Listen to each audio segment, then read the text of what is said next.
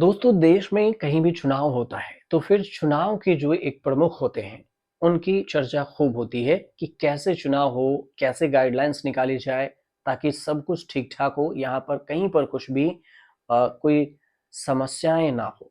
और इसी को लेकर चुनाव आयोग का गठन होता है और मुख्य चुनाव आयोग इसमें एक प्रतिनिधि बैठते हैं।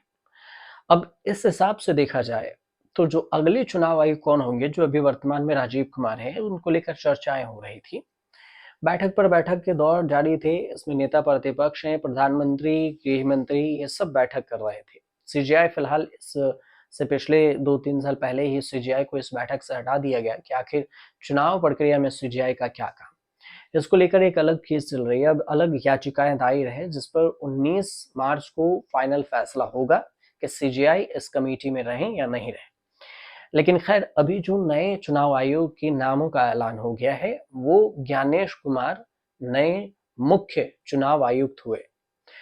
अब प्रधानमंत्री मोदी की जो अध्यक्षता में इस चयन समिति ने इस नए सीएसी के नाम का फाइनल फैसला कर दिया और मुहर भी लगा दी। ज्ञानेश कुमार मौजूदा मुख्य चुनाव आयुक्त राजीव कुमार की जगह ले रहे हैं और राजीव कुमार 18 फरवरी को रिटायर हो गए। अब इससे पहले अगर देखें तो नोटिस जारी किया गया और उनकी नियुक्ति कर दी गई, उनके नामों की घोषणा हो गई। सवाल ये उठा कि आखिर ज्ञानेश कुमार हैं कौन। 1988 बैच के केरल कैडर के आईएएस अधिकारी हैं ज्ञानेश कुमार और अब तक चुनाव आयुक्त के तौर पर जिम्मेदारी देख चुके हैं। पहले वो सहकारिता मंत्रालय में सचिव थे और 31 जनवरी 2024 को रिटायर हुए। 370 की जो बात हुई थी उसमें धारा 370 हटाने में भी उन्होंने महत्वपूर्ण भूमिका निभाई। गृह मंत्रालय और संसदीय कार्य मंत्रालय में भी वो काम कर रखे हैं, अच्छा खासा उन्हें अनुभव है। कुल मिलाकर मोटे तौर पर देखें तो ज्ञानेश कुमार का एक लंबा प्रभावशाली प्रशासनिक कैरियर रहा है। 370 हटाने के दौरान भी ज्ञानेश कुमार की भूमिका अहम मानी जाती है। 2019 में गृह मंत्रालय में कश्मीरी डिवीजन के संयुक्त सचिव हुआ करते थे तब, और इसी दौरान उन्होंने गृह मंत्री अमित शाह के साथ मिलकर काम किया था और इस संवेदनशील मामले को सुलझाने में भी योगदान निभाए थे। ये जानकारी प्राथमिक क्षमता का प्रमाण भी देता है कि वो अनुभवी हैं। 2020 में ज्ञानेश कुमार को गृह मंत्रालय में अतिरिक्त सचिव बनाया गया और अयोध्या मामले के जो जुड़े केस हैं, इस पूरे मामले की भी जिम्मेदारी इन्हें सौंपी गई थी।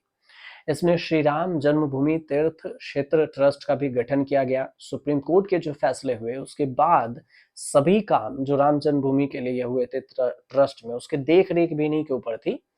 महत्वपूर्ण भूमिका थी और उन्होंने सफलतापूर्वक इसे निभाया भी। मुख्य चुनाव आयुक्त की नियुक्ति को लेकर अभी पेच फंसा हुआ ही था कि नरेंद्र मोदी की अगुवाई में 3 सदस्यीय के जो समिति है उसमें बैठक हुई थी जिसमें नेता प्रतिपक्ष, प्रधानमंत्री और गृह मंत्री, इसमें प्रधानमंत्री कार्यालय में आयोजित की गई, जिसमें चयन समिति जो बहुमत पे है और इसलिए अगर 3 लोग हैं तो उसमें से प्रधानमंत्री और गृह मंत्री एक ही हुए, तो नेता प्रतिपक्ष अकेले।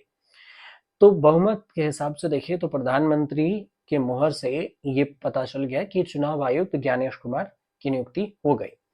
तो अब अगर चुनाव में कहीं भी आपको देखेंगे तो मुख्य चुनाव निर्वाचन आयुक्त जो होंगे वो ज्ञानेश कुमार के नाम ही होंगे। इसलिए अब आप फिलहाल ये तो याद कर ही लीजिए कि ज्ञानेश कुमार नए चुनाव आयोग के प्रमुख हैं। अब राजीव कुमार चुनाव आयोग के प्रमुख नहीं रहे, वो रिटायर हो चुके हैं।